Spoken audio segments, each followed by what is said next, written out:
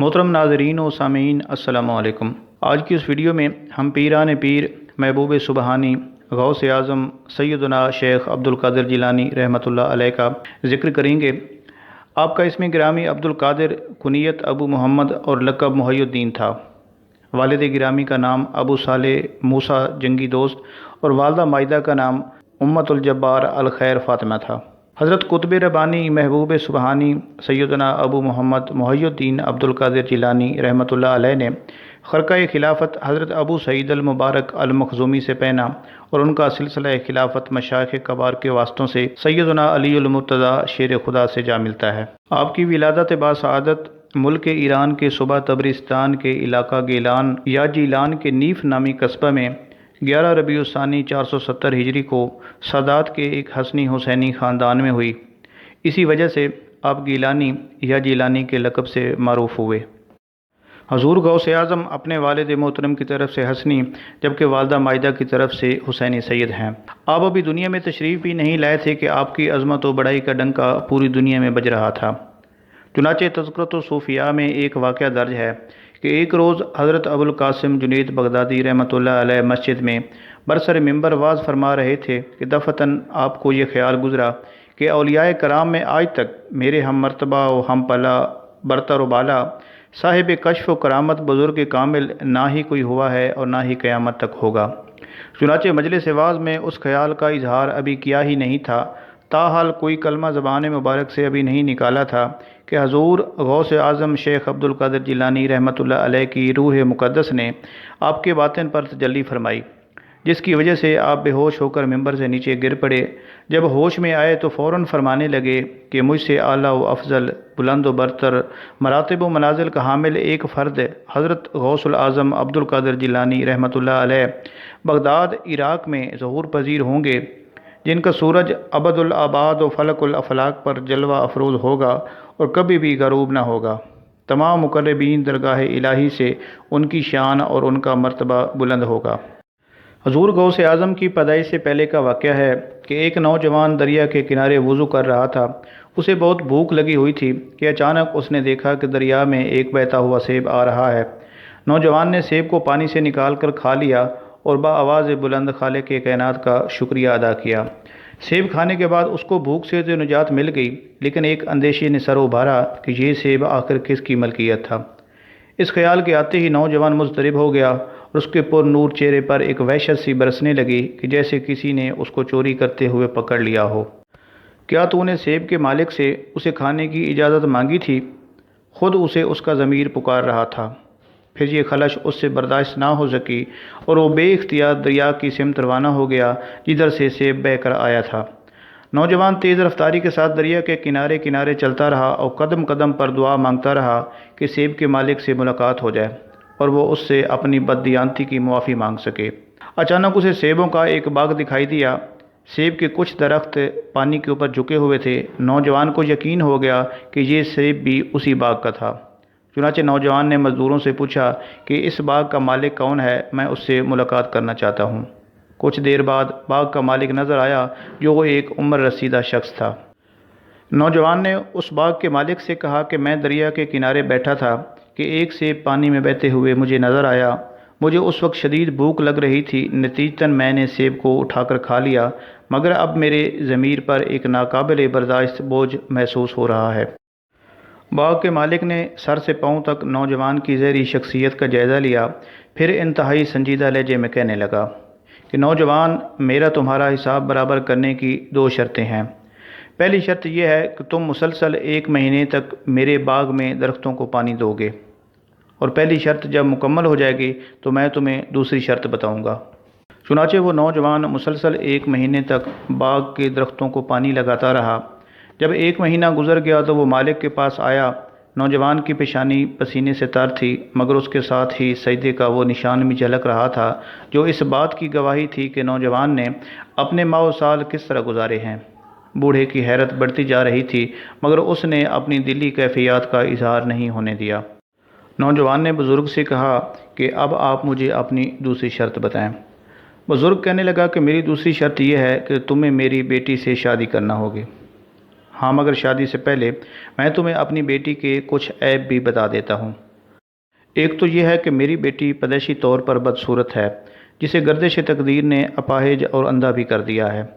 یہ سن کر وہ نوجوان بولا کہ کیا آپ یہ سمجھتے ہیں کہ میری غلطی اسی وقت معاف ہو سکتی ہے جب میں آپ کی آنکھوں سے محروم اور بدصورت اپاہج لڑکی سے شادی کر لوں؟ وہ بزرگ بولے کہ ممکن ہے دنیاوی قانون کے اعتبار سے تمہیں میری یہ شرط بہت کڑی اور غیر مناسب معلوم ہو، اور یہ بھی ہو سکتا ہے کہ تم اسے جبر سمجھو، مگر میں پہلے ہی یہ کہہ چکا ہوں کہ جب تک میری دونوں شرائط پوری نہیں ہو جاتی اس وقت تک میں تمہیں اپنا مجرم ہی سمجھوں گا۔ اس کے بعد نوجوان نے باغ کے مالک سے اپنی رضامندی کا اظہار کر دیا۔ ایک باپ کی اس سے بڑی خواہش اور کیا ہو سکتی تھی کہ اس کی اپاہج، نابینا اور بدصورت بیٹی کو ایک خوبصورت نوجوان شوہر مل جاتا۔ نتیجتاً باغ کے مالک نے شادی میں بہت جلدی کی اور دوسرے دن ہی تمام رسمیں ادا کر دی گئیں۔ جب نوجوان نے پہلی بار اپنی بیوی کو دیکھا تو گھبرا کر پیچھے ہٹ گیا، جیسے کوئی اور لڑکی اس کی خلوت گاہ میں موجود ہو۔ باغ کے مالک نے اپنی بیٹی کا جو حلیہ بیان کیا تھا، حجرہ عروسی میں موجود لڑکی اس سے یکسر مختلف تھی۔ روشن آنکھیں، دست و پا سالم اور پر نور چہرہ، لڑکی کے نقش و نگار پر ملکوتی حسن کا گماں ہوتا تھا۔ نوجوان انتہائی سراسیمگی کے عالم میں باغ کے مالک اور اپنے خسر کو ڈھونڈتا ہوا اس کے پاس جا پہنچا۔ آپ نے اپنی دوسری شرط میں لڑکی کا جو زہری حلیہ بیان کیا تھا، میری بیوی اس کے مطابق نہیں ہے۔ نوجوان نے اپنی حیرت و پریشانی کا سبب بیان کرتے ہوئے کہا۔ باغ کا بوڑھا مالک نوجوان کی شدت اضطراب پر مسکرایا اور ایک شفیق باپ کی طرح بولا، اے میرے نیک بخت بچے، وہ تیری ہی بیوی ہے۔ خالق کائنات نے تجھے اس سخت آزمائش میں ثابت قدم رکھا اور اللہ صبر کرنے والوں کو ایسے ہی انعامات سے نوازتا ہے۔ فرزند، میں نے تم سے کوئی جھوٹ نہیں بولا۔ اپنی بیٹی کے بارے میں نے جو کچھ کہا تھا وہ حرف بحرف سچ ہے۔ میں نے جو کہا تھا کہ میری بیٹی بدصورت ہے تو اس کا مطلب یہ ہے کہ میری بیٹی آج تک گھر سے باہر نہیں نکلی اور دنیا کی کوئی چیز اس پہ اثر انداز نہیں ہوئی اور دنیا کا کوئی رنگ اس کے اوپر نہیں چڑھا۔ میں نے یہ کہا تھا کہ میری بیٹی اندھی ہے تو اس کا مفہوم یہ ہے کہ میں نے اسلامی طرز معاشرت کے مطابق اس کی پرورش کی ہے۔ وہ اب تک کسی نامحرم کے سامنے نہیں آئی اور آئندہ بھی نامحرم کے لیے اس کی آنکھیں بے نور ہی رہیں گی۔ وہ اپاہج یوں ہے کہ اس کے قدم آج تک کفر و گناہ کے کوچے تک نہیں گئے۔ اب تم یہ بتاؤ کہ کیا میں نے غلط کہا تھا؟ اپنے خسر کی یہ بات سن کر نوجوان حیرت زدہ رہ گیا۔ پھر وہ اپنے کمرے کی طرف چلا گیا جہاں ایک پاک باز دوشیزہ اپنے شوہر کا انتظار کر رہی تھی۔ محترم سامعین و ناظرین، باغ کے یہ مالک مشہور صوفی بزرگ حضرت سید عبداللہ صومعی رحمۃ اللہ علیہ تھے۔ ان کا سلسلہ نسب 13ویں پشت میں سیدنا امام حسین سے مل جاتا ہے۔ حضرت سید عبداللہ بڑے زاہد اور پرہیزگار انسان تھے۔ ممنوعہ ایام کے علاوہ روزے رکھتے اور ساری رات عبادت الہی میں مصروف رہتے۔ چنانچہ حضرت سیدنا عبداللہ صومعی رحمۃ اللہ علیہ کی ہزاروں کرامات مشہور ہیں۔ حضرت سید عبداللہ صومعی رحمۃ اللہ علیہ کی دختر کا خاندانی نام فاطمہ تھا۔ کنیت ام الخیر اور لقب امت الجبار تھا۔ یہ اپنے وقت کی بہت بڑی عابدہ اور زاہدہ تھیں، اور جس نوجوان سے سیدہ فاطمہ رحمۃ اللہ علیہ کی شادی ہوئی تھی وہ اپنے عہد کے نامور بزرگ حضرت سید ابو موسیٰ صالح رحمۃ اللہ علیہ تھے، اور انہی عالی مرتبت ماں باپ کی روشن ترین نشانی غوث اعظم سیدنا شیخ عبد القادر جیلانی رحمۃ اللہ علیہ تھے۔ محترم ناظرین، خدا قادر مطلق بھی ہے اور بے نیاز بھی۔ وہ بت پرستوں میں پیغمبر پیدا کرتا ہے اور پیغمبر کی نسل میں منکر و نافرمان اولادیں۔ یہ اس کی قدرت کی عجیب مثال ہے، ورنہ عام طور پر جب اللہ اپنے کسی مخصوص بندے کی تخلیق کرتا ہے تو اس کے لیے ایک ایسی زمین بھی ہموار کر دیتا ہے جس میں دنیا کی بہترین فصل پیدا ہو سکے۔ ایک نوجوان جو اپنے عہد شباب میں پرہیزگاری کے اعلیٰ ترین منصب پر فیض تھا، غوث اعظم رحمۃ اللہ علیہ اسی مرد پاک باز کے فرزند تھے، ایسے فرزند کہ جس پر ماں باپ ہی نہیں سارا عالم اسلام ناز کرتا تھا، اور یہ سلسلہ ناز ابھی ختم نہیں ہوا ہے۔ 850 سال گزر جانے کے باوجود اس مجلس ادب میں گناہ گاروں کا تو ذکر ہی کیا، ہر دور کا بڑے سے بڑا ولی بھی خوف سے لرزتا ہوا داخل ہوتا ہے۔ غوث اعظم رحمۃ اللہ علیہ صحیح النسب سید تھے۔ والد محترم کی طرف سے 12ویں پشت میں آپ رحمۃ اللہ علیہ کا سلسلہ حضرت سیدنا امام حسن رضی اللہ تعالی عنہ سے مل جاتا ہے۔ جبکہ ہم یہ پہلے ہی بتا چکے ہیں کہ اپنی والدہ کی طرف سے آپ کا نسب 13ویں پشت میں سیدنا امام حسین سے مل جاتا ہے۔ آپ رحمۃ اللہ علیہ رمضان المبارک کی پہلی تاریخ کو دنیا میں تشریف لائے۔ اسی رات آپ رحمۃ اللہ علیہ کے والد محترم حضرت سید ابو صالح نے حضور اکرم صلی اللہ علیہ وسلم کو خواب میں دیکھا۔ سرور کونین صلی اللہ علیہ وسلم اپنے صحابہ کرام اور اولیاء عظام کے ساتھ تشریف لاتے ہیں اور فرما رہے ہیں کہ اے ابو صالح، تجھے اللہ نے فرزند صالح عطا کیا ہے، وہ میرے بیٹے کی مانند ہے اور اولیاء میں اس کا مرتبہ بہت بلند ہے۔ آپ رحمۃ اللہ علیہ کی پیدائش کی رات ایک عجیب و غریب واقعہ پیش آیا۔ معتبر مورخین نے لکھا ہے کہ اس رات پورے شہر میں جس قدر بھی بچے پیدا ہوئے وہ سب کے سب لڑکے تھے۔ پھر وہ تمام لڑکے جوان ہو کر ولایت کی منزل تک پہنچے۔ آپ رحمۃ اللہ علیہ کی والدہ مائدہ فرماتی ہیں کہ عبد القادر رمضان المبارک میں پیدا ہوئے اور انہوں نے پورے مہینے دن کے وقت دودھ نہیں پیا۔ دوسرے سال گہرے بادل ہونے کی وجہ سے رمضان المبارک کا چاند نظر نہیں آیا اور لوگ شبے میں پڑ گئے کہ آخر قرب و جوار کے چند لوگوں نے حضرت شیخ عبد القادر جیلانی رحمۃ اللہ علیہ کی والدہ مائدہ سے دریافت فرمایا کہ سیدہ، کیا تمہیں رؤیت ہلال کی کوئی خبر ہے؟ تو جواب میں سیدہ نے یہ فرمایا کہ آج میرے عبد القادر نے خلاف عادت دن کے وقت دودھ نہیں پیا ہے، اس لیے میں سمجھتی ہوں کہ آج پہلا روزہ ہے۔ کچھ دن بعد معتبر شہادتوں سے اس بات کی تصدیق ہو گئی کہ دوسرے شہروں میں رمضان المبارک کا چاند نظر آ گیا تھا۔ پھر یہ بات دور دراز کے علاقوں میں بھی مشہور ہو گئی کہ سادات عجم میں ایک مبارک بچہ پیدا ہوا ہے جو رمضان المبارک میں دن کے وقت دودھ نہیں پیتا۔ خود حضور غوث اعظم رحمۃ اللہ علیہ نے بھی اپنے ایک شعر میں اس واقعہ کی طرف اشارہ کیا ہے، جس کا ترجمہ یہ ہے کہ میرے ابتدائی حالات کے ذکر سے تمام عالم بھرا ہوا ہے اور میرا گہوارے میں روزہ رکھنا مشہور ہے۔ حضور غوث اعظم شیخ عبد القادر جیلانی رحمۃ اللہ علیہ نے ابھی ہوش بھی نہیں سنبھالا تھا کہ اچانک آپ کے والد محترم بیمار ہوئے اور دار فانی سے رخصت ہو گئے۔ اکثر اولیاء کرام کی زندگی میں یہ قدر مشترک پائی جاتی ہے کہ وہ بچپن ہی سے سایہ پذیری سے محروم ہو جاتے ہیں اور پھر مادہ پرست لوگ یہ سمجھتے ہیں کہ ان یتیم بچوں کی زندگی کیسے گزرے گی اور دنیا میں کون ان کا پرسان حال ہوگا۔ مگر ایک وقت یہ بھی آتا ہے کہ جب یہی بچے، بے سہارا بچے، ساری دنیا کا محور و مرکز ہوتے ہیں۔ بڑے بڑے شاہان وقت ان کے آستانے پر کاسہ سوال لیے کھڑے رہتے ہیں۔ قدرت کی اسی رسم خاص کے مطابق حضرت شیخ عبد القادر جیلانی رحمۃ اللہ علیہ بھی بچپن میں یتیم ہوئے، لیکن ابھی آپ کے نانا حیات تھے۔ حضرت سید عبداللہ رحمۃ اللہ علیہ نے آپ کو اپنی آغوش محبت میں لے لیا اور اپنے محبوب نواسے کی تعلیم و تربیت جاری رکھی۔ حضور غوث الاعظم کا بچپن بھی دوسرے بچوں سے بالکل مختلف تھا۔ آپ کو دوسرے بچوں کے کھیلوں اور مشغلوں سے کوئی دلچسپی نہیں تھی، پھر بھی اگر کبھی بشری تقاضوں سے مجبور ہو کر دوسرے بچوں کی طرف متوجہ ہوتے تو ایک غیبی صدا آپ رحمۃ اللہ علیہ کا تعاقب کرتی کہ اے بابرکت بچے، میری طرف لوٹا۔ کسی معتبر تاریخ سے یہ پتہ نہیں چلتا کہ حضور شیخ عبد القادر جیلانی کی تعلیم کا آغاز کب ہوا، پھر بھی ایک مستند روایت موجود ہے جس سے یہ اندازہ ہوتا ہے کہ آپ 10 برس کی عمر میں حصول علم کی غرض سے مکتب تشریف لے جایا کرتے تھے۔ اس روایت کی بنیاد ایک مشہور واقعہ ہے۔ ایک بار حضور شیخ عبد القادر جیلانی رحمۃ اللہ علیہ سے پوچھا گیا کہ آپ کو اپنے ولی ہونے کا علم کب ہوا؟ جواب میں حضور شیخ نے فرمایا کہ جب میں 10 برس کا تھا تو اپنے شہر کے مکتب میں پڑھنے جایا کرتا تھا۔ راستے میں مردان غیب میرے پیچھے پیچھے چلتے دکھائی دیتے تھے۔ پھر جیسے ہی میں مدرسے میں داخل ہوتا تو مردان غیب کو بار بار یہ کہتے ہوئے سنتا کہ اللہ کے ولی کو بیٹھنے کے لیے جگہ دو، اللہ کے ولی کو بیٹھنے کے لیے جگہ دو۔ ایک سائل نے آپ سے پوچھا کہ آپ کا امر کس بات پر مبنی ہے؟ تو آپ نے فرمایا کہ صدق پر۔ میں نے کبھی جھوٹ نہیں بولا۔ آپ نے فرمایا کہ جب میں بچہ تھا اور اپنے شہر جیلان میں تھا تو یوم عرفہ کو اپنے گھر کی چھت پر چڑھ گیا۔ اس وقت میں نے دیکھا کہ لوگ عرفات کے میدان میں کھڑے ہیں۔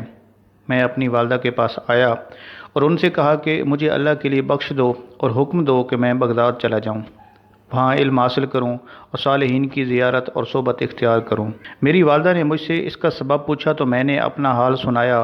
وہ یہ سن کر رو پڑیں اور میرے پاس 80 دینار لائیں جو کہ میرے والد چھوڑ کر فوت ہوئے تھے۔ والدہ نے 40 دینار تو میرے بھائی کے لیے رکھے اور 40 دینار میری گودڑی میں بغل کے نیچے سی دیے۔ اور مجھے جانے کی اجازت دے دی۔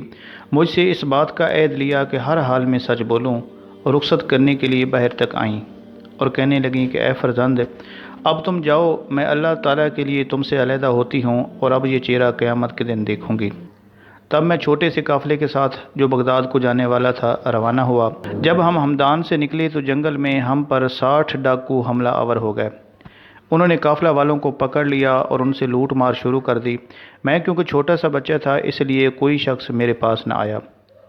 جب انہوں نے سارے قافلے کو لوٹ لیا تو اس کے بعد ایک ڈاکو میرے پاس بھی آیا اور مجھے کہنے لگا کہ تمہارے پاس کیا ہے؟ تو میں نے کہا کہ میرے پاس دینار ہیں۔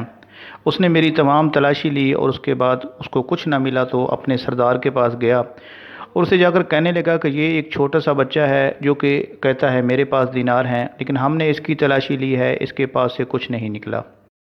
وہ ڈاکو اس وقت ٹیلے پر بیٹھے ہوئے قافلے کا لوٹا ہوا مال تقسیم کر رہے تھے۔ ڈاکوؤں کے سردار نے مجھ سے کہا کہ تمہارے پاس دینار کہاں ہیں؟ میں نے کہا کہ میری گدڑی میں میری بغل کے نیچے سلے ہوئے ہیں۔ تب اس نے میری گدڑی کو پھاڑنے کا کہا تو اس میں سے 40 دینار مل گئے۔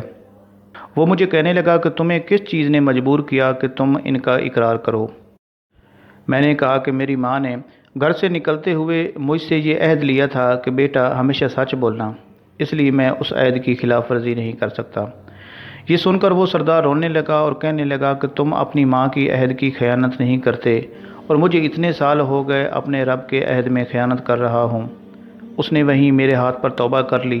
اس کے ساتھیوں نے کہا کہ تم ڈاکہ زنی اور لوٹ مار میں ہمارے سردار تھے، اب توبہ میں بھی ہمارے سردار ہو۔ اور ان سب نے بھی میرے ہاتھ پر توبہ کی اور قافلے والوں کا سارا لوٹا ہوا مال ان کو واپس کر دیا۔ یہ غوث اعظم رحمۃ اللہ علیہ کی پہلی کرامت تھی جس نے ایک ریزن کی زندگی کا نقشہ ہی بدل دیا۔ حضور غوث اعظم رحمۃ اللہ علیہ فطرتاً نہایت رقیق القلب اور فیاض انسان تھے۔ آپ رحمۃ اللہ علیہ سے لوگوں کی تکلیف دیکھی نہیں جاتی تھی۔ نتیجتاً بغداد پہنچتے پہنچتے آپ کی تمام اشرفیاں ضرورت مندوں پر خرچ ہو گئیں اور خود فاقہ کشی میں مبتلا ہو گئے۔ ایک موقع پر آپ نے فرمایا کہ جب میں پہلے بغداد میں داخل ہوا تو وہاں 3 دن تک مجھے کھانے کے لیے کوئی چیز نہیں ملی۔ آخر میں تنگ آ کر ایوان کسریٰ کی طرف نکل گیا۔ یہ وہی ایوان ہے جس کے 14 کنگرے حضور صلی اللہ علیہ وسلم کی ولادت کے وقت گر گئے تھے۔ وہاں پہنچ کر اندازہ ہوا کہ مجھ سے پہلے بھی بہت زیادہ لوگ وہاں پہ موجود ہیں۔ میں نے دیکھا کہ ایوان کسریٰ میں تقریباً 70 اولیاء اپنے شکم کی آگ بجھانے کے لیے جائز اور حلال چیزیں تلاش کر رہے تھے۔ اس لیے میں نے سوچا کہ ان بزرگوں کے راستے میں رکاوٹ ڈالنا مروت کے خلاف ہے۔ مجبوراً میں بغداد کی طرف واپس لوٹ آیا۔ بغداد پہنچ کر مجھے ایک شخص ملا، اس کو میں پہچانتا تھا کہ یہ ہمارے اہل میں سے ہے۔ اس نے مجھے سونے کا ایک ٹکڑا دیا اور کہا کہ یہ مجھے تمہاری والدہ نے دے کر تمہارے لیے بھیجا ہے۔ اس میں سے کچھ تو میں نے اپنے لیے رکھ لیا اور باقی لے کر جلدی جلدی ایوان کسریٰ کے کھنڈر کی طرف گیا اور وہ تمام سونا 70 اولیاء میں تقسیم کر دیا۔ انہوں نے مجھ سے کہا کہ یہ کیا ہے تو میں نے کہا کہ یہ میری ماں نے بھیجا ہے۔ پھر میں بغداد کی طرف لوٹا اور جو سونا میں نے اپنے لیے رکھا تھا اس سے کھانا خریدا اور فقراء کو میں نے آواز دی تو وہ ہم سب نے مل کر کھایا۔ رات کو میرے پاس اس سونے میں سے کچھ بھی نہ بچا۔ اسی طرح شیخ ابو محمد عبداللہ کا بیان ہے کہ حضرت شیخ عبد القادر جیلانی رحمۃ اللہ علیہ نے فرمایا، ایک دن میں کسی ویران مقام پر بیٹھا اپنا سبق یاد کر رہا تھا۔ کئی وقت کی فاقہ کشی کے سبب بار بار میری آنکھیں دھندلی ہو جاتی تھیں اور سر چکرانے لگتا تھا۔ ناگہاں ایک صدائے غیبی سنائی دی کہ عبد القادر کب تک بھوکا رہے گا؟ جا کسی سے قرض لے لے تاکہ تجھے علم حاصل کرنے میں دشواری پیش نہ آئے۔ میں نے کہا کہ میں اپنے وطن سے بہت دور ہوں، یہاں میرا کوئی شناسہ نہیں، پھر مجھے کون قرض دے گا؟ آواز آئی کہ جس نے تجھے اس ویرانے میں پکارا ہے وہی تیرے قرض کی ادائیگی کا ذمہ دار ہے۔ دوسری بار صدائے غیبی سن کر میں ایک نان بھائی کے پاس پہنچا اور اسے کہا کہ بھائی مجھے روزانہ 1.5 روٹی قرض دے دیا کرو، اس شرط پر کہ میں کبھی کہیں سے کچھ رقم مل گئی تو میں تمہارا سارا قرض لوٹا دوں گا، اور اگر اس دوران مر جاؤں تو مجھے معاف کر دینا۔ میری بات سن کر نان بھائی رونے لگا اور کہنے لگا کہ آپ کا جتنا جی چاہے میری دکان سے لے کر جایا کریں۔ پھر میں نان بھائی کی دکان سے روزانہ 1.5 روٹی لے آتا۔ آخر جب مجھے اسی طرح قرض کی روٹی کھاتے ہوئے مدت گزر گئی تو ایک دن بڑی شدت سے یہ خیال آیا کہ عبد القادر تو کب تک قرض لیے جا رہا ہے اور کب اس کی ادائیگی کرے گا؟ اس خیال سے مجھے بڑی شرم آئی اور میں اس روز نان بائی کی دکان پر نہیں گیا۔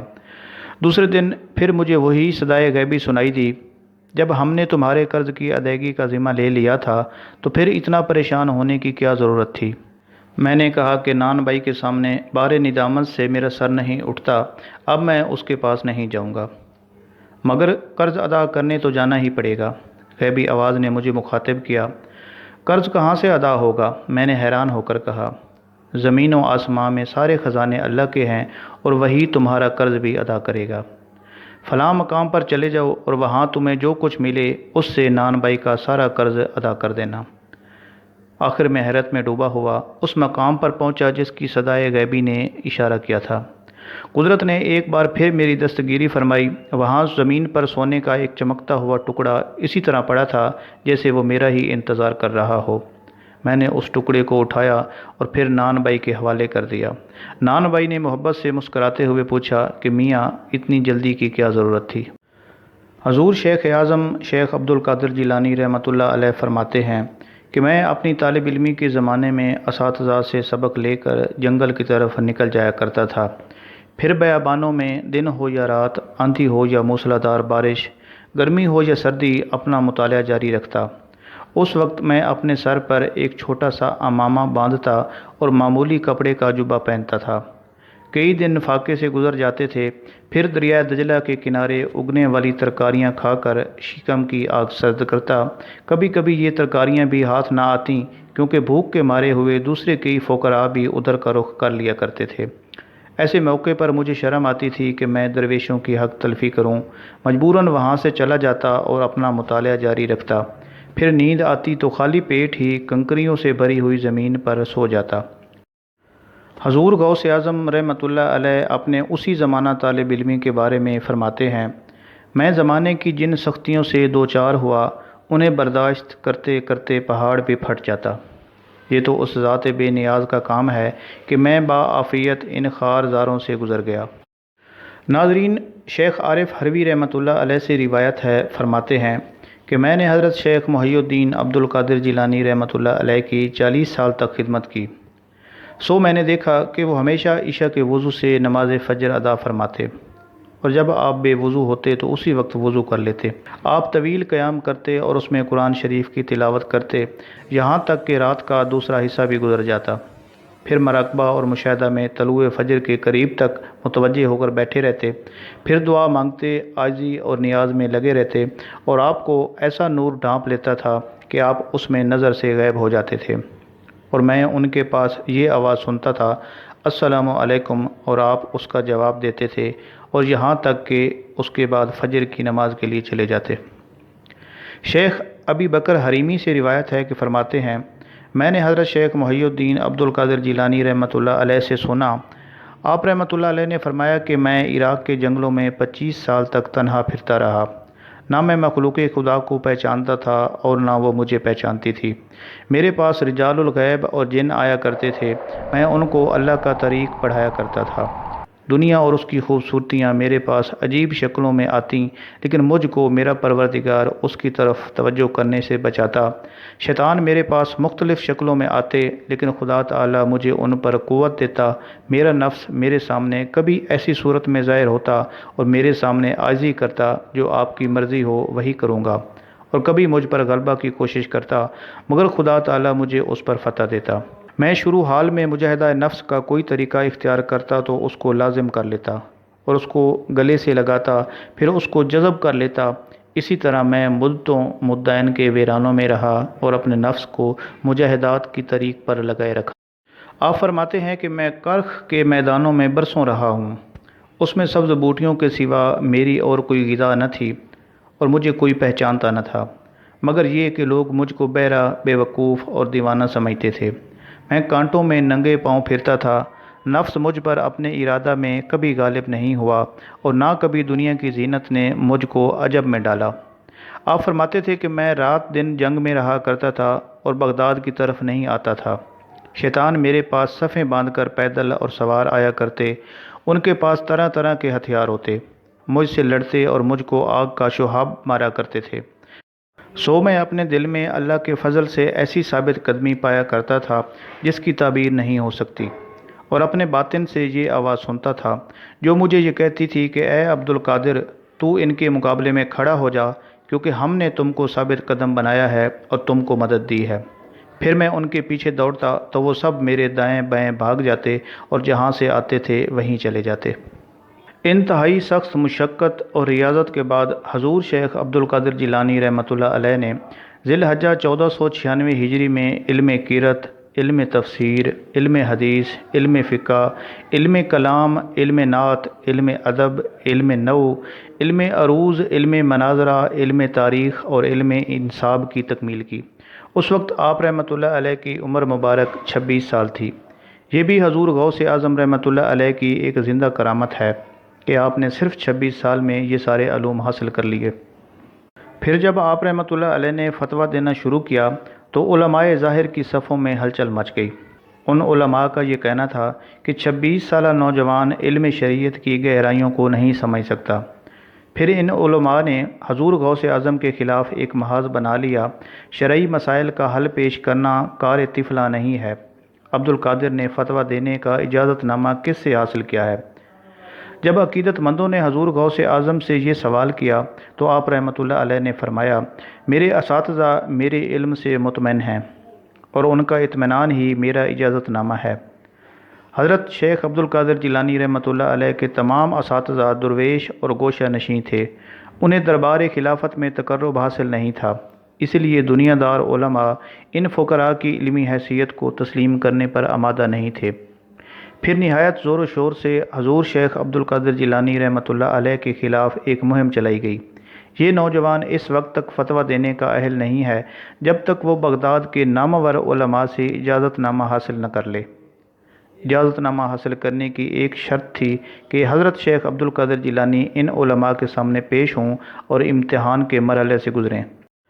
آپ رحمۃ اللہ علیہ نے امتحان دینا قبول فرمایا اور آخر امتحان کی ساعت آ پہنچی۔ تمام علماء بغداد جنہیں حضرت شیخ عبد القادر جیلانی رحمۃ اللہ علیہ کے فتویٰ دینے پر اعتراض تھا، ایک بڑی عمارت میں جمع ہوئے، بہترین لباس زیب تن کیے، سروں پر عمامے سجائے، پیشانیوں پر نمود و نمائش کی لکیریں اور آنکھوں میں علم و آگہی کا خمار چھایا تھا۔ حضور شیخ عبد القادر جیلانی رحمۃ اللہ علیہ ایک معمولی کپڑے کا جبہ پہنے کمرے میں داخل ہوئے، بلند آواز میں حاضرین کو سلام کیا اور نظریں جھکائے اپنی نشست پر جا کر بیٹھ گئے۔ حضور غوث اعظم کی یہ نشست عین علماء بغداد کے سامنے تھی۔ کچھ دیر تک تو مجلس پر گہرا سکوت طاری رہا۔ پھر حضرت شیخ عبد القادر جیلانی رحمۃ اللہ علیہ نے جھکی ہوئی نظریں اٹھائیں اور نہایت نرم لہجے میں فرمایا کہ حضرات، میں اس قابل تو نہیں ہوں کہ کسی امتحان سے گزر سکوں، مگر جب رسم دنیا یہی ٹھہری ہے تو پھر بسم اللہ۔ یہ کہہ کر حضور غوث اعظم نے امتحان لینے والے علماء کو بہت غور سے دیکھا۔ بس ایک نظر کی دیر تھی، سب کچھ زیر و زبر ہو گیا۔ علماء بغداد نے محسوس کیا کہ حضور شیخ عبد القادر جیلانی رحمۃ اللہ علیہ سے نظر ملتے ہی ان کے اندر ایک انقلاب سا برپا ہو گیا ہے، مگر وہ اس انقلاب کو کوئی نام دینے سے قاصر تھے۔ جو علم اپنی ذات کی خوشنودی اور نام کی نمود و نمائش کی غرض سے حاصل کیا گیا تھا، اس کے سارے دفتر لپیٹ دیے گئے۔ علماء بغداد حضور غوث اعظم رحمۃ اللہ علیہ سے کیا سوال کرتے، ان میں تاب گویائی ہی کہاں تھی۔ ساری زبانیں کنگ ہو کر رہ گئی تھیں۔ امتحان کیا لیتے، خود ان کے دماغ تاریک ویرانوں میں تبدیل ہو گئے۔ بس ایک نظر کا کھیل تھا، ساری عمر کا سرمایہ برباد ہو کر رہ گیا۔ علماء بغداد محسوس کر رہے تھے کہ کسی نادیدہ ہستی نے چند لمحوں میں ان کا تمام علم سلب کر لیا ہے۔ اسی کیفیت کو حضرت امیر خسرو رحمۃ اللہ علیہ نے اپنے ایک مصرع میں بھی بیان کیا ہے کہ چھاپ تلک سب چھین لی منہ سے نینا ملائی کے۔ کہتے ہیں کہ وہ تیری ایک نظر کیا تھی کہ جس نے میرے ماتھے سے بت پرستی کی تمام نشانیاں مٹا ڈالیں۔ یہ اس مشہور زمانہ منقبت کا مصرع ہے جو حضرت امیر خسرو رحمۃ اللہ علیہ نے اپنے پیر و مرشد محبوب الہی حضرت نظام الدین اولیاء رحمۃ اللہ علیہ کی شان میں کہی تھی۔ اس مصرع میں اہل ایمان کی روحانی طاقت کا ذکر کیا گیا ہے۔ سرور کونین حضور صلی اللہ علیہ وسلم کی ایک حدیث مبارکہ بھی ہے کہ مومن کی فراست سے ڈرو کہ وہ اللہ کے نور سے دیکھتا ہے۔ علماء ظاہر اس حقیقت کو سمجھ ہی نہیں سکے کہ اس وقت حضور غوث اعظم رحمۃ اللہ علیہ بھی اللہ کے نور سے دیکھ رہے تھے۔ دنیا کی ایسی کون سی روشنی ہے جو اللہ کے نور کے مقابل ٹھہر سکے؟ اس کا نتیجہ یہ ہوا کہ ساری روشنیاں بجھ کر رہ گئیں اور علماء بغداد کے ذہنوں پر اندھیرے مسلط ہو گئے۔ علماء ظاہر کو خاموش پا کر حضور شیخ عبد القادر جیلانی رحمۃ اللہ علیہ دوبارہ ان سے مخاطب ہوئے، آپ حضرات کوئی سوال کیوں نہیں کرتے؟ تمام علماء نے بیک زبان کہا کہ کیا سوال کریں، ایسے لگتا ہے کہ علم ہی ہمارے ذہنوں سے رخصت ہو گیا ہے۔ پھر اجازت دیجیے کہ مجھے دنیا میں اور بھی کام ہیں، یہ کہہ کر حضور غوث اعظم رحمۃ اللہ علیہ اٹھ کھڑے ہوئے۔ تم کہاں جا رہے ہو عبد القادر؟ ہمارا علم تو ہمیں لوٹا دو۔ علماء بغداد گریہ وزاری کرنے لگے، ہم تو ایک خالی مشکیزہ ہو کر رہ گئے ہیں، دماغ کے سارے سوتے خشک ہو گئے ہیں، وہ پانی کہاں گیا جو ہمارے ذہنوں کو سیراب کرتا تھا؟ علماء کی فریادوں سے پوری مجلس گونجنے لگی۔ اس شور فغاں سے اہل مجلس کو اندازہ ہوا کہ حضرت شیخ عبد القادر جیلانی رحمۃ اللہ علیہ کی نظر پڑتے ہی علماء بغداد کا تمام علم سلب ہو گیا تھا، اور امتحان لینے والے خود ایک عجیب امتحان سے گزر رہے تھے۔ ناقابل یقین منظر تھا، اساتذہ خود ایک طالب علم سے بخشش و عطا کا سوال کر رہے تھے۔ حضور غوث اعظم نے فرمایا کہ میں شمشیر برہنہ اور چڑھی ہوئی کمان ہوں، میرا تیر نشانے پر لگنے والا ہے، میرا نیزہ بے خطا اور میرا گھوڑا بے زین ہے، میں عشق خدا بندی کی آگ ہوں، حال و احوال کا سلب کرنے والا، دریائے بے کراں اور رہنمائے وقت۔ حضرت شیخ عبد القادر جیلانی رحمۃ اللہ علیہ عالم جذب میں یہ فرما رہے تھے۔ بے شک ہمیں یقین آ گیا ہے، علماء بغداد بے اختیار پکار اٹھے، ہم تمہیں پہچانتے نہیں تھے عبد القادر، ہماری اس کوتاہی سے درگزر کرو اور اپنا دل صاف کر لو، میں نے تمہیں معاف کیا، اللہ بھی تمہیں معاف فرمائے۔ یہ کہہ کر حضور غوث اعظم تشریف لے گئے۔ آپ رحمۃ اللہ علیہ کے جاتے ہی علماء بغداد کے سوئے ہوئے ذہن بیدار ہو گئے، دماغ کی تاریک راہ گزر پر دوبارہ روشنی پھیل گئی۔ اس واقعہ کے بعد حضرت شیخ عبد القادر جیلانی رحمۃ اللہ علیہ کے ظاہری اور باطنی علم کی روشنی عام ہو گئی، مخالف علماء سرنگوں ہو گئے اور دشمن قدم بوسی کے لیے حاضر ہونے لگے، مگر حضور غوث اعظم رحمۃ اللہ علیہ کی دنیا سے بے رغبتی پھر لوٹ آئی، اور آپ رحمۃ اللہ علیہ شہر کی آباد محفلیں چھوڑ کر ویرانوں کی طرف نکل گئے۔ ایک موقع پر حضور غوث اعظم رحمۃ اللہ علیہ نے شیخ ابو العاص سے فرمایا کہ میں برج اجمی میں 11 برس رہا، ایک دن میں نے یہ عہد کیا کہ جب تک کوئی اپنے ہاتھ سے کھانا نہیں کھلائے گا میں اس وقت تک نہ کھانا کھاؤں گا نہ پانی پیوں گا۔ چنانچہ بھوک اور پیاس کے عالم میں کئی دن گزر گئے، پھر ایک روز ایک شخص کھانا لایا اور میرے سامنے رکھ کر چلا گیا۔ بھوک کی شدت اس قدر تھی کہ میرا نفس مجھ پر غالب آنے لگا، پھر میں کھانے کی طرف ہاتھ بڑھانے ہی والا تھا کہ مجھے اپنا عہد یاد آ گیا۔ میں نے اپنے نفس کو مخاطب کر کے کہا کہ چاہے میری موت ہی واقع کیوں نہ ہو جائے مگر میں عہد نہیں توڑوں گا۔ ابھی برج میں میرے الفاظ کی گونج باقی تھی کہ ایک اور چیخ سنائی دی، ہائے بھوک ہائے بھوک۔ یہ میرے نفس کی آواز تھی، مگر میں نے اس کی مطلق پرواہ نہ کی۔ اسی دوران میرے پیر و مرشد حضرت شیخ ابو سعید رحمۃ اللہ علیہ داخل ہوئے۔ عبد القادر یہ کیا چیز ہے؟ پیر و مرشد نے میرے نفس کی چیخیں سن کر فرمایا۔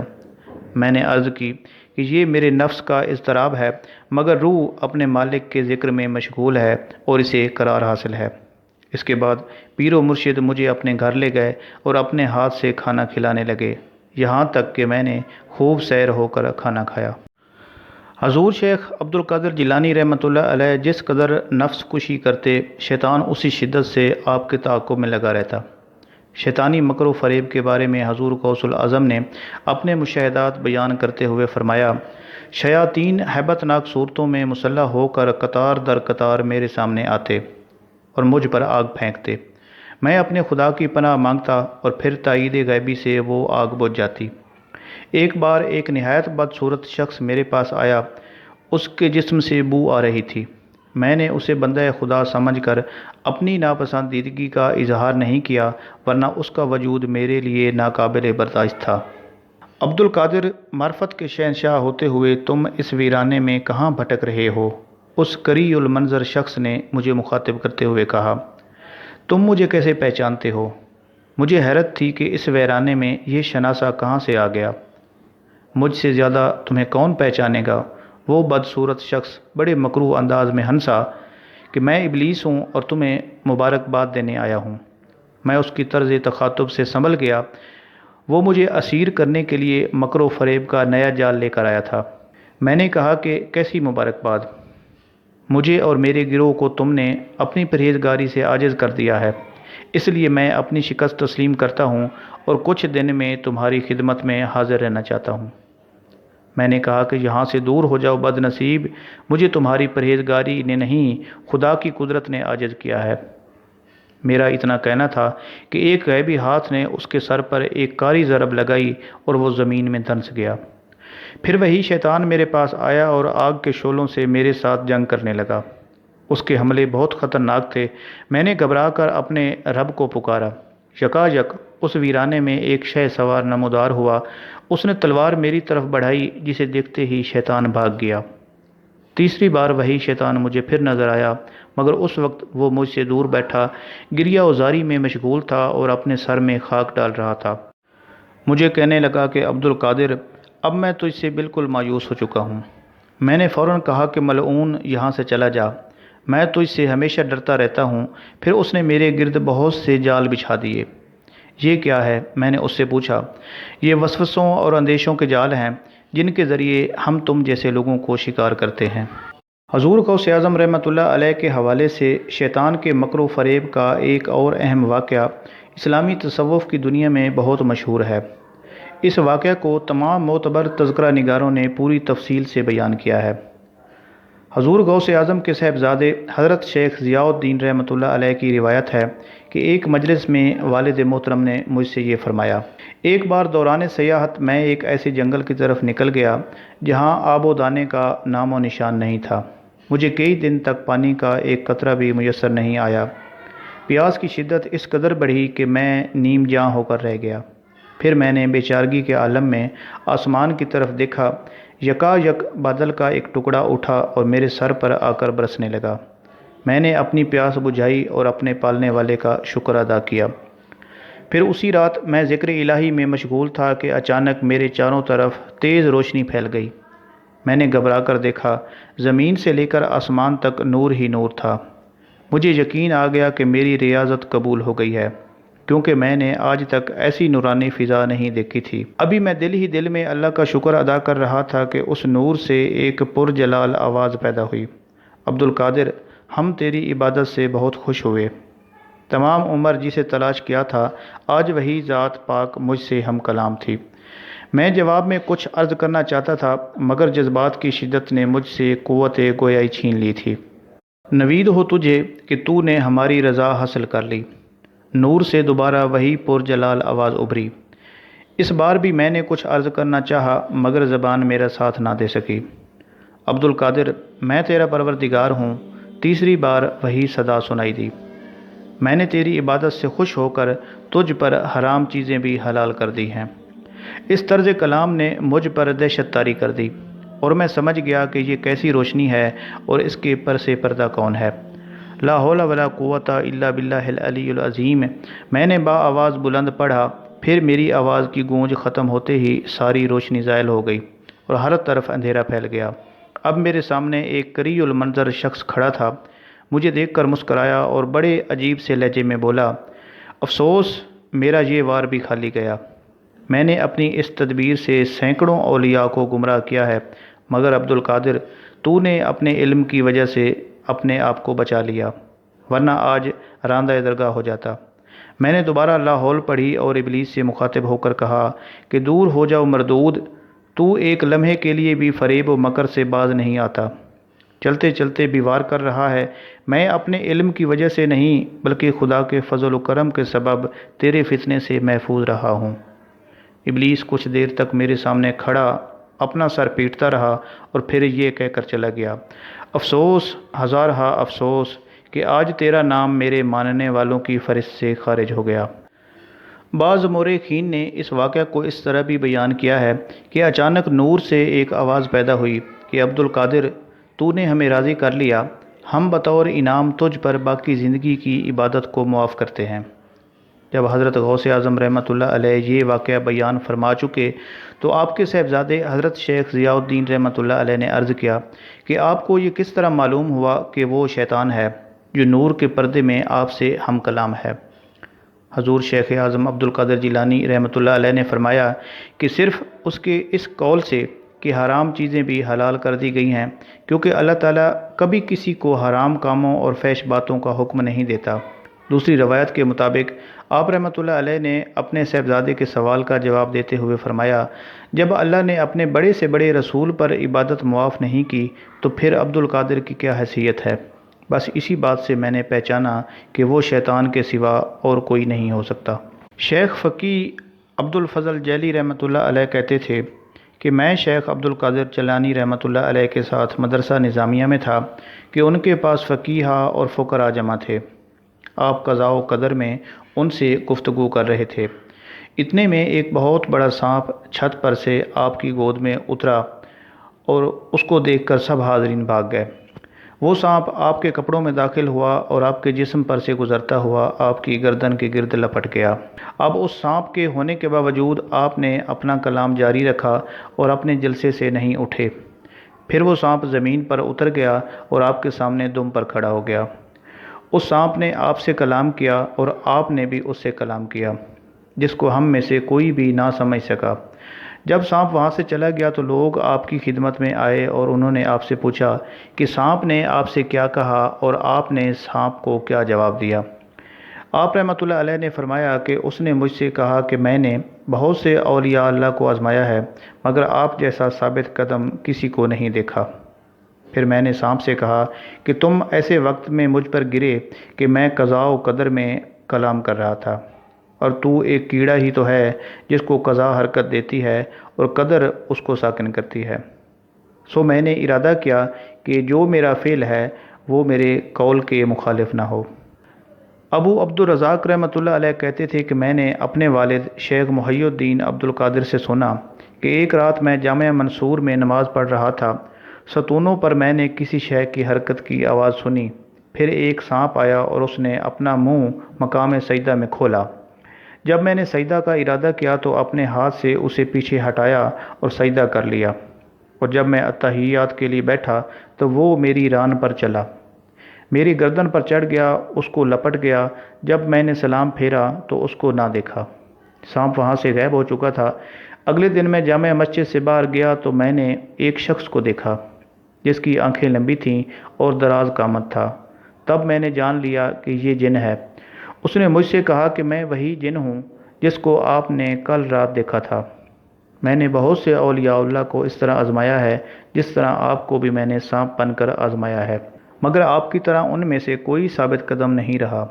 بعض ان میں سے وہ تھے کہ ظاہر و باطن سے گھبرا گئے، بعض وہ تھے کہ ان کے دل میں اضطراب ہوا اور ظاہر میں ثابت قدم رہے، اور بعض وہ تھے کہ ظاہر میں مضطرب ہوئے اور باطن میں ثابت قدم رہے۔ لیکن میں نے آپ کو دیکھا کہ آپ ظاہر و باطن دونوں میں نہیں گھبرائے۔ مجھ سے اس نے سوال کیا کہ آپ مجھے اپنے ہاتھ پر توبہ کرائیں، سو میں نے اس سانپ کو توبہ کرائی۔ آپ رحمۃ اللہ علیہ کی یہ عادت مبارکہ تھی کہ آپ کی اولاد سے کسی کی وفات مجلس کے دوران ہو جاتی تب بھی آپ اپنی مجلس کو منقطع نہ کرتے، کرسی پر بیٹھے وعظ جاری رکھتے، غسال میت کو غسل دیتا، اور جب غسل سے فارغ ہوتے تو اس کو مجلس میں لاتے، پھر شیخ اس کی نماز جنازہ پڑھاتے۔ حضور شیخ عبد القادر جیلانی رحمۃ اللہ علیہ نے بے شمار اساتذہ سے علم شریعت اور اس وقت کے مروجہ فنون سیکھے۔ آپ رحمۃ اللہ علیہ کا شاگردی اختیار کرنے اور بزرگوں کی خدمت میں نیاز مندی کا ظاہر کرنے کا انداز بھی بڑا عجیب تھا۔ اگر کسی بزرگ کی صحبت میں چند لمحے بھی گزارتے تو اپنے اساتذہ کی فہرست میں انہیں بھی شامل کر لیتے۔ اگر کسی اہل علم سے ایک سوال بھی کرتے تو وہ شخص عمر بھر کے لیے آپ کا استاد قرار پاتا۔ یہی وجہ ہے کہ ان حضرات کی تعداد ہزاروں تک پہنچ جاتی ہے جن سے حضور غوث اعظم رحمۃ اللہ علیہ فیض یاب ہوئے۔ آپ نے طریقت کی تعلیم حماد بن مسلم رحمۃ اللہ علیہ سے حاصل کی۔ آخر شدید ریاضتوں اور طویل مجاہدوں کے بعد حضرت شیخ عبد القادر جیلانی رحمۃ اللہ علیہ حضرت ابو سعید مبارک کی خدمت میں حاضر ہوئے۔ قاضی ابو سعید مبارک رحمۃ اللہ علیہ حضرت امام احمد بن حنبل کے مکتب فکر سے تعلق رکھتے تھے۔ حضور غوث اعظم کو دیکھ کر قاضی ابو سعید مبارک نے فرمایا کہ بس اے جان بے قرار، اب گوشہ نشین ہو جا۔ شیخ، یہ دل مضطرب کسی ایک جگہ بیٹھنے کو تیار نہیں۔ حضرت عبد القادر جیلانی رحمۃ اللہ علیہ نے عرض کیا، جب تیرا دل قرار ہی نہیں پکڑے گا تو پھر مخلوق خدا تجھ سے کس طرح فیض یاب ہوگی؟ حضرت قاضی ابو سعید مبارک نے فرمایا، شیخ میں نجات چاہتا ہوں۔ حضرت عبد القادر جیلانی نے دوبارہ عرض کی، اللہ نے تجھے نجات بخش دی، اب ان شکستہ حالوں کا خیال کر جو نجات کی تلاش میں در در بھٹک رہے ہیں۔ قاضی ابو سعید مبارک رحمۃ اللہ علیہ نے فرمایا، پھر وہ نیک ساتھ آ پہنچی جب حضرت شیخ عبد القادر جیلانی رحمۃ اللہ علیہ حضرت قاضی ابو سعید رحمۃ اللہ علیہ کے دست مبارک پر بیعت ہو گئے۔ رسم بیعت ادا ہونے کے بعد پیر و مرشد نے حضور شیخ عبد القادر جیلانی کو اپنے ہاتھ سے کھانا کھلایا۔ اس واقعہ کا ذکر کرتے ہوئے حضور غوث اعظم رحمۃ اللہ علیہ فرماتے ہیں کہ حضرت ابو سعید مبارک نے مجھے کھانا تو اس وقت بھی کھلایا تھا جب میں برج اجمی میں مقیم تھا اور فاقہ کشی کی حالت میں کئی دن گزر گئے تھے، مگر یہ کھانا اس کھانے سے بہت مختلف تھا۔ پیر و مرشد کا عطا کردہ ایک لقمہ شکم میں جاتے ہی عجیب کیفیت پیدا کر دیتا تھا۔ ہر لقمے کے ساتھ مجھے محسوس ہوتا کہ میرا باطن نور سے بھر گیا ہے۔ وہ ایک عام سادہ سی غذا تھی، مگر اس کی لذت بیان نہیں کی جا سکتی۔ دنیا کے بہترین کھانے بھی اس کے آگے ہیچ تھے۔ اس کے بعد قاضی ابو سعید مبارک رحمۃ اللہ علیہ نے حضرت شیخ عبد القادر جیلانی کو خرقہ ولایت عطا کرتے ہوئے فرمایا، عبد القادر، یہ وہ خرقہ ہے جو رسالت مآب صلی اللہ علیہ وسلم نے حضرت علی کرم اللہ وجہہ کو عطا فرمایا تھا، پھر ان سے حضرت حسن بصری کو عطا ہوا۔ اس کے بعد حضرت حبیب اجمی رحمۃ اللہ علیہ، حضرت شیخ داؤد طائی، حضرت جنید بغدادی، حضرت شیخ ابو بکر شبلی، حضرت ابو الفضل عبد الواحد تمیمی، حضرت شیخ طرطوسی رحمۃ اللہ علیہ اور حضرت شیخ ابو الحسن علی سے ہوتی ہوئی یہ مقدس امانت مجھ تک پہنچی، اور اب میں یہ امانت تمہارے سپرد کر رہا ہوں۔ اللہ اس کی حفاظت کرے اور تمہیں ان پیران طریقت کے نقش قدم پر چلنے کی توفیق عطا فرمائے۔ حضرت قاضی ابو سعید مبارک رحمۃ اللہ علیہ کا لہجہ اس قدر اثر انگیز تھا کہ حضور شیخ عبد القادر جیلانی رحمۃ اللہ علیہ پر رقت طاری ہو گئی۔ ایک موقع پر حضور غوث اعظم نے اپنی اس کیفیت کو بیان کرتے ہوئے فرمایا، ریاضتوں اور مجاہدوں کے دوران مجھ پر عجیب عجیب اسرار منکشف ہوئے تھے، پھر جب خرقہ ولایت پہنا تو دل و نظر کی دنیا ہی بدل گئی۔ اس قدر تجلیات الہی کا ظہور ہوا کہ ان کا شمار ہی ممکن نہیں۔ حضرت قاضی ابو سعید مبارک رحمۃ اللہ علیہ کے حلقہ ارادت میں شامل ہونے کے بعد بھی حضور غوث اعظم رحمۃ اللہ علیہ کا دل اس دنیا سے اچاٹ ہی رہتا تھا۔ آپ رحمۃ اللہ علیہ چاہتے تھے کہ ایک بار پھر انہی بیابانوں اور جنگلوں کی طرف نکل جائیں جہاں سکوت اور ویرانی کے سوا کچھ نہ ہو، کوئی آپ کو نہ دیکھے اور آپ بھی کسی کو نہ دیکھیں۔ حضور شیخ عبد القادر جیلانی رحمۃ اللہ علیہ کی دنیا سے بیزاری، خلوت نشینی اور دشت نوردی اس لیے نہیں تھی کہ آپ رہبانیت کے قائل تھے، بلکہ اللہ نے حضور غوث اعظم کو عقل سلیم عطا فرمائی تھی۔ آپ رحمۃ اللہ علیہ اسلام کی روح سے واقف تھے اور اس دنیا کو دارالعمل سمجھتے تھے۔ دراصل اس گوشہ نشینی کی وجہ بغداد کے وہ سیاسی اور معاشرتی حالات تھے جنہوں نے حضرت شیخ عبد القادر جیلانی رحمۃ اللہ علیہ کے قلب حساس کو بہت زیادہ متاثر کیا تھا۔ شاید ایک بار پھر شیخ عبد القادر جیلانی رحمۃ اللہ علیہ کسی بیاباں کا رخ کرتے، مگر اسی دوران ایک ایسا واقعہ پیش آیا جس نے آپ رحمۃ اللہ علیہ کے بڑھتے ہوئے قدموں کو روک لیا اور گوشہ نشینی کی خواہش کو یکسر بدل ڈالا۔ ایک رات حضور غوث اعظم رحمۃ اللہ علیہ نے رسالت مآب صلی اللہ علیہ وسلم کو خواب میں دیکھا۔ سرور کونین صلی اللہ علیہ وسلم نے آپ کو مخاطب کرتے ہوئے فرمایا، فرزند تم بات کیوں نہیں کرتے؟ مطلب تم واز کیوں نہیں کہتے؟ تو حضور شیخ عبد القادر جیلانی رحمۃ اللہ علیہ نے عرض کیا کہ آقا، میں اجمی ہوں، فصائے عرب کے سامنے کس طرح اپنی زبان کھول سکتا ہوں؟ حضور اکرم صلی اللہ علیہ وسلم نے فرمایا، اچھا اپنا منہ کھولو۔ حضور شیخ عبد القادر جیلانی نے آقا کے حکم پر عمل کیا۔ سرور کائنات صلی اللہ علیہ وسلم نے 7 بار یہ آیت پڑھ کر آپ کے حلق پر دم فرمائی، جس کا ترجمہ یہ ہے، بلا پروردگار کے راستے کی طرف حکمت اور اچھی نصیحت کے ساتھ۔ دوسری روایت اس طرح ہے کہ جب حضور شیخ عبد القادر جیلانی رحمۃ اللہ علیہ نے اجمی ہونے کے سبب اپنی معذوری کا اظہار کیا تو سرکار دو عالم صلی اللہ علیہ وسلم نے 7 بار اپنا لعاب دہن آپ رحمۃ اللہ علیہ کے منہ میں ڈالا اور پھر فرمایا، جاؤ عبد القادر، اب مخلوق خدا کو نصیحت کرو۔ سلسلہ خواب جب ختم ہوا تو حضرت شیخ عبد القادر جیلانی رحمۃ اللہ علیہ نے محسوس کیا کہ دشت نوردی اور گوشہ نشینی کا جذبہ آپ کے دل سے رخصت ہو چکا ہے۔ پھر اہل بغداد نے فرزند سادات کو انسانی ہجوم سے خطاب کرتے ہوئے دیکھا۔ آپ فرماتے تھے کہ میری تلوار مشہور ہے، میری کمان کھینچی ہوئی ہے، میرا تیر سینہ شگاف ہے، میرا نیزہ نشانہ باز ہے، میں محفوظ ہوں، میں ملحوظ ہوں۔ روزہ دارو آؤ، شب بیدارو آؤ، پہاڑوں کے عبادت گزارو آؤ، اور خانگاہ نشینوں آؤ، خدا کے کام کے لیے میرے پاس آؤ کہ میں اسی کے امر سے تمہیں بلاتا ہوں۔ میرے فیض کا دریا بے کنار ہے، عزت رب کی قسم اچھے برے سب میرے سامنے ہیں، میری نگاہیں لوح محفوظ پر ہیں، میں دریائے علم و مشاہدہ الہی کا تیراک ہوں، میں خدائے تعالیٰ کی حجت ہوں، میں نائب وارث رسول صلی اللہ علیہ وسلم ہوں۔ میری مجلس میں فرشتے اور مردان غیب اس لیے آتے ہیں کہ مسجد سے بارگاہ اقدس کے آداب سیکھیں۔ حضرت شیخ عبد القادر جیلانی رحمۃ اللہ علیہ نے جس وقت یہ تقریر فرمائی، آپ کے صاحبزادے سید عبد الرزاق ممبر کے قریب بیٹھے ہوئے تھے۔ انہوں نے سر اٹھا کر آسمان کی طرف دیکھا اور بے ہوش ہو گئے۔ سید عبد الرزاق کے لباس میں آگ لگی ہوئی تھی۔ حضور شیخ عبد القادر جیلانی رحمۃ اللہ علیہ ممبر سے نیچے تشریف لائے اور اپنے ہاتھوں سے فرزند کے کپڑوں کو لگی ہوئی آگ بجھائی۔ اہل مجلس پر وجد طاری تھا، انہیں خبر ہی نہیں ہو سکی کہ سید عبد الرزاق کے لباس میں کب آگ لگی اور حضور شیخ نے کب اس آگ کو بجھایا۔ پھر جب مجلس اپنے اختتام کو پہنچی تو حضور شیخ عبد القادر جیلانی رحمۃ اللہ علیہ نے سید عبد الرزاق سے پوچھا، فرزند اس وقت تمہاری کیا کیفیت ہے؟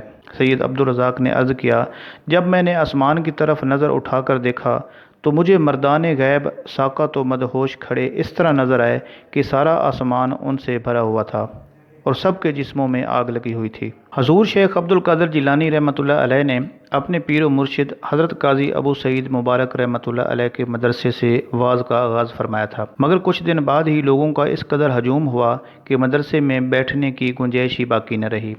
اس صورتحال کے پیش نظر چند اہل خیر نے مدرسے کی عمارت میں توسیع کر دی، لیکن طالبان شوق کی کثرت کے سبب یہ جگہ بھی ناکافی ثابت ہوئی۔ آخر آپ رحمۃ اللہ علیہ نے بندگان خدا کی تسکین کے لیے شہر کے باہر عیدگاہ کو اپنی مجلس وعظ بنا لیا۔ حضرت شیخ کی کرسی اس طویل و عریض میدان میں رکھ دی جاتی اور لوگ قطار در قطار آپ رحمۃ اللہ علیہ کے گرد جمع ہونے لگے۔ معتبر اور مستند مورخین نے لکھا ہے کہ حضرت شیخ عبد القادر جیلانی رحمۃ اللہ علیہ کی مجلس واعظ میں حاضرین کی تعداد 70,000 تک پہنچ جاتی تھی۔ مریدین ایسے موقع پر سوچا کرتے تھے کہ انسانوں کی اتنی بڑی تعداد حضرت شیخ رحمۃ اللہ علیہ کی تقریر سے کس طرح مستفیض ہو سکے گی۔ ان کی یہ سوچ فطرت کے اس اصول کے مطابق تھی کہ انسانی آواز ایک مخصوص اور محدود دائرے میں سنی جا سکتی ہے۔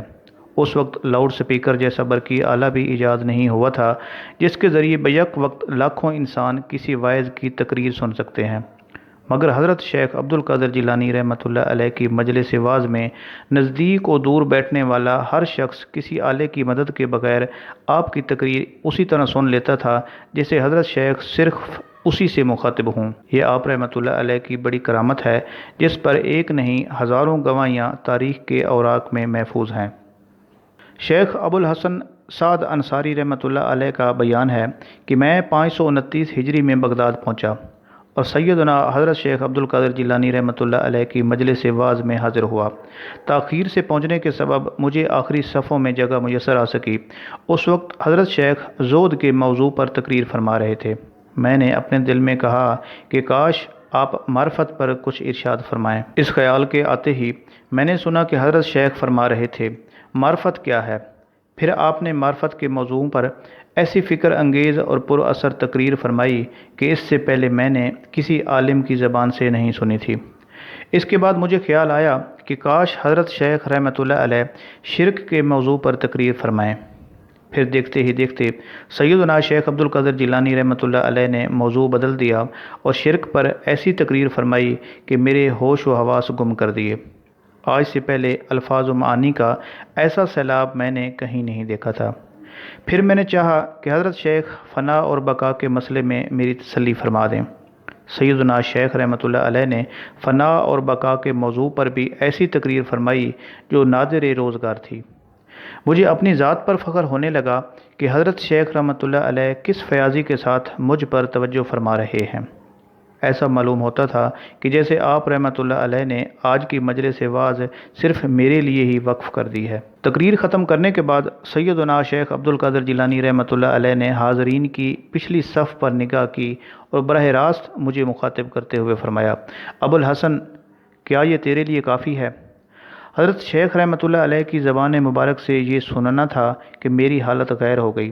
میں نے اپنا گریبان چاک کر ڈالا اور دھاڑیں مار مار کر رونا شروع کر دیا۔ ایک روز حضرت شیخ عبد القادر جیلانی رحمۃ اللہ علیہ کی مجلس میں 10,000 سے زائد افراد موجود تھے۔ حاضرین میں شیخ علی بن ابی نصر بھی موجود تھے، جو آپ رحمۃ اللہ علیہ کے سامنے ہی بیٹھے ہوئے تھے۔ ابھی حضرت شیخ رحمۃ اللہ علیہ کی تقریر شروع نہیں ہوئی تھی اور حاضرین مجلس آپس میں گفتگو کر رہے تھے، یکا یک شیخ علی کو نیند آ گئی۔ حضرت شیخ عبد القادر جیلانی رحمۃ اللہ علیہ نے ایک نظر ان کی طرف دیکھا اور پھر لوگوں کو مخاطب کر کے فرمایا، خاموش ہو جاؤ، خاموش ہو جاؤ۔ حضرت شیخ رحمۃ اللہ علیہ کا یہ فرمانا تھا کہ حاضرین مجلس اس طرح خاموش ہو گئے کہ ان کی سانسوں کے سوا اور کچھ بھی سنائی نہیں دیتا تھا۔ اس کے بعد حضور شیخ عبد القادر جیلانی رحمۃ اللہ علیہ ممبر سے نیچے اتر آئے اور شیخ علی کے روبرو ادب سے کھڑے ہو گئے۔ اہل مجلس حیران تھے کہ آج تک ان کے سامنے ایسی صورتحال پیش نہیں آئی تھی۔ حضور شیخ عبد القادر جیلانی رحمۃ اللہ علیہ بہت دیر تک اسی حالت میں شیخ علی رحمۃ اللہ علیہ کے چہرے پر غور سے دیکھتے رہے۔ پھر جب شیخ علی بیدار ہوئے اور انہوں نے حضور شیخ عبد القادر جیلانی رحمۃ اللہ علیہ کو اپنے سامنے استادہ پایا تو خود بھی گھبرا کر کھڑے ہو گئے۔ فرمایا، علی بیٹھ جاؤ۔ آپ نے اپنا دست شفقت شیخ علی کے کاندھے پر رکھتے ہوئے یہ فرمایا، آپ کھڑے ہوں تو پھر یہ ناچیز کس طرح بیٹھ سکتا ہے؟ فرط عقیدت سے شیخ علی کا لہجہ سرشار تھا۔ بیٹھ جاؤ علی۔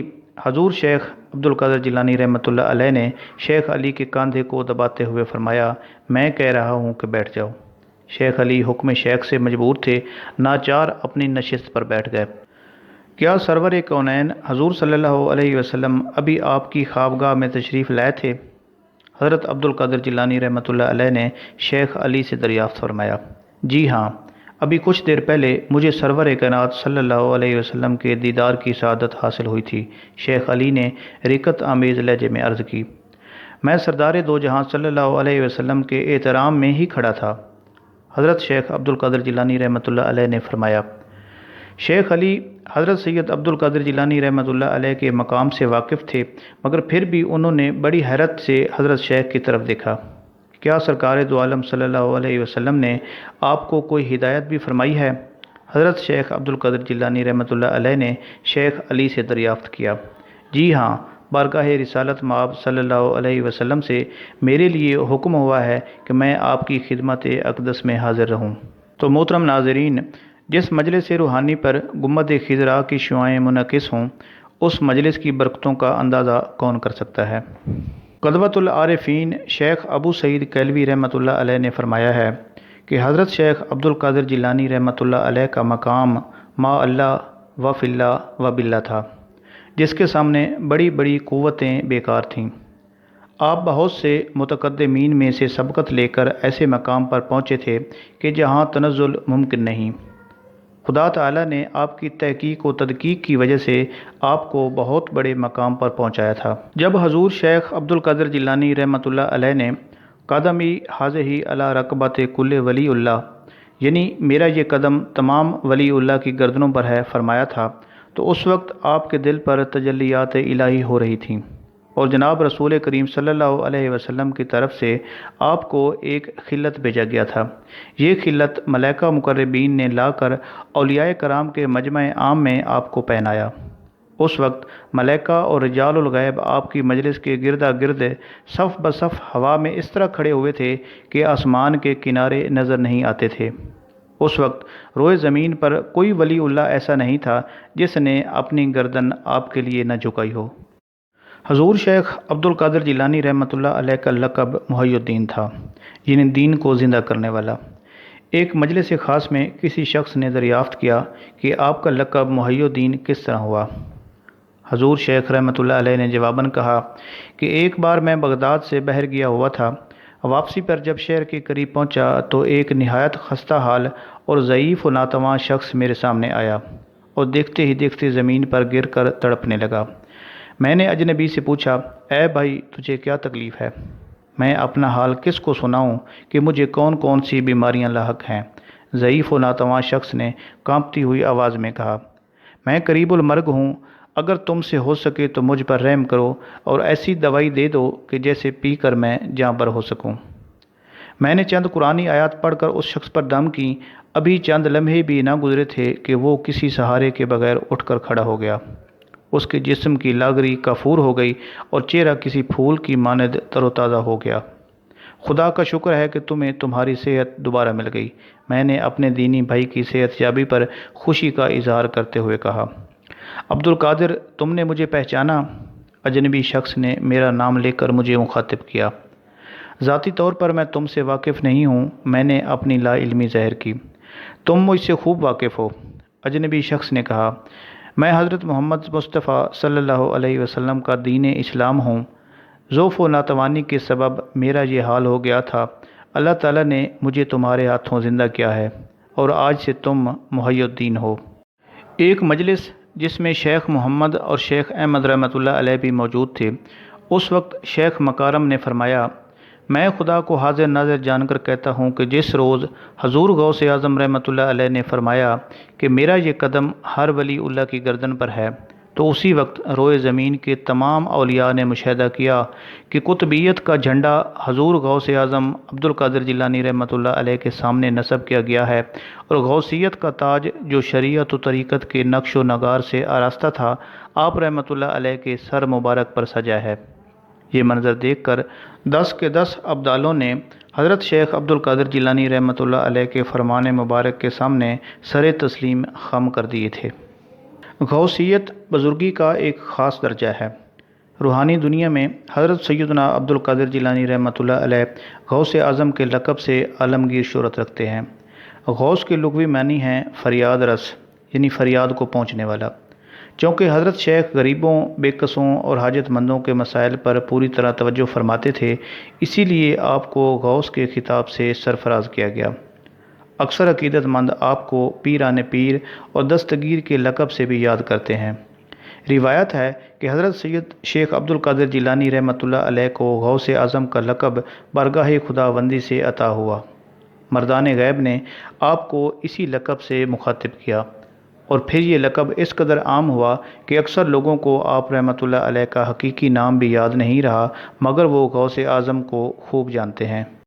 اب ہم حضور شیخ عبد القادر جیلانی رحمۃ اللہ علیہ کی اس کرامت کا ذکر کریں گے جس کا روحانی دنیا میں بہت شہرہ ہے۔ روایت ہے کہ ایک بار دریائے دجلہ میں پوری بارات غرق ہو گئی۔ یہ سانحہ اس قدر المناک تھا کہ جن گھروں میں کچھ دیر پہلے شادیانے بج رہے تھے، دیکھتے ہی دیکھتے ماتم قدا بن گئے۔ پھر جب متاثرین کو کوئی راستہ نظر نہیں آیا تو وہ گریہ ازاری کرتے ہوئے حضور غوث اعظم رحمۃ اللہ علیہ کی خدمت میں حاضر ہوئے۔ حضور شیخ نے غم زدہ لوگوں کو صبر کی تلقین فرمائی، مگر دلہن کی ماں بے اختیار پائے مبارک سے لپٹ گئی۔ آپ کی دعاؤں نے ہزاروں بگڑی تقدیریں بنائی ہیں، پھر مجھ بد نصیب کے لیے صرف الفاظ کی بھیک کیوں؟ میرے دامن مراد کو بھر دیجیے، ورنہ میں اسی طرح آپ کے در پر فریاد کرتے کرتے مر جاؤں گی۔ عبد القادر کسی کو کیا دے سکتا ہے؟ وہ تو خود قادر مطلق کا محتاج ہے۔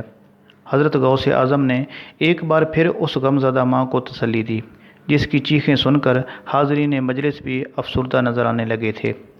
وہ آپ کی بہت سنتا ہے، آپ اس سے میرے داماد اور بیٹی کی زندگی مانگ لیجئے۔ شکستہ دل ماں کسی بچے کی طرح سر مجلس مچل گئی۔ حضور شیخ اعظم عبدالقادر جیلانی رحمۃ اللہ علیہ بہت دیر تک گہری سوچ میں ڈوبے رہے۔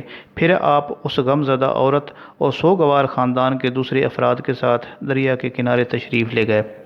اے اللہ، یہ سب لوگ جانتے ہیں کہ مجھے تیری ذات پاک سے نسبت ہے، سو اسی نسبت کے صدقے میں اپنے بندوں کی مشکل آسان فرما دے۔ یہ کہہ کر حضور غوث اعظم نے تھوڑا سا پانی اپنے دست مبارک میں لیا اور پھر دریا کو مخاطب کر کے فرمایا، اے دجلہ، خدا کے حکم سے خشک ہو جا اور مسافروں کو سلامتی سے گزرنے کے لیے جگہ دے دے۔ حضور غوث اعظم رحمۃ اللہ علیہ کا یہ فرمانا تھا کہ دریا دو حصوں میں تقسیم ہو گیا اور وہ جگہ خشک نظر آنے لگی جہاں باراتی غرق ہوئے تھے۔ دیکھنے والوں نے دیکھا کہ پورا انسانی قافلہ زندہ و سلامت تھا۔ حضرت شیخ عبدالقادر جیلانی رحمۃ اللہ علیہ کی یہ کرامت اس قدر تواتر کے ساتھ بیان کی گئی ہے کہ صدیاں گزر جانے کے باوجود برِ صغیر پاک و ہند کے گوشے گوشے میں اس کی گونج سنائی دیتی ہے۔ آپ رحمۃ اللہ علیہ نے فرمایا کہ جب خدا تعالیٰ سے دعا کرو تو مجھے وسیلہ بنا کر دعا مانگا کرو، اور اے کل روئے زمین کے باشندوں، آؤ میرے پاس آ کر علم طریقت حاصل کرو، اور اے اہل عراق، میرے نزدیک احوال اس طرح ہیں کہ جس طرح لباس گھر میں لٹکے رہتے ہیں، جسے چاہو اتار کر پہن لو۔ اے فرزند، تم سفر کرو، گو 1000 سال کا ہی سفر کیوں نہ ہو، مگر وہاں بھی تم میری آواز سنو گے۔ اے فرزند، ولایت کے مدارج یہاں سے یہاں تک نہیں، مجھے کئی دفعہ خلعتیں عطا کی گئی ہیں۔ فرمایا تمام اولیاء میری مجلس میں رونق افروز ہوتے ہیں، زندہ اپنے جسموں سے اور مردہ اپنی روحوں سے۔ اے فرزند، تم قبر میں میرا حال منکر نکیر سے پوچھنا، وہ میری خبر دیں گے۔ دعا ہے کہ اللہ کریم حضور غوث اعظم رحمۃ اللہ علیہ کے وسیلہ سے ہماری دنیاوی اور اخروی مشکلات کو آسان فرمائے، اور اللہ کریم سے دعا ہے کہ ہمارا آج کا یہ بیان کرنا، آپ لوگوں کا سننا اپنے بارگاہ اقدس میں قبول فرمائے۔ اپنا خیال رکھیے گا، دعاؤں میں یاد رکھیے گا۔ اللہ حافظ۔